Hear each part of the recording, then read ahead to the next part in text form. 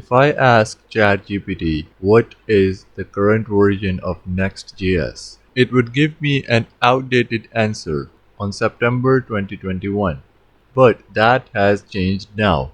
If you're looking for the latest information, ChatGPT has released its beta feature, web browsing. It's a game-changing feature which would let you browse on the internet within ChatGPT. So if I ask again, tell me the current version of Next.js, it will search on the browser, and it will not only search but also give me the reference from where it is taking the information. That's amazing.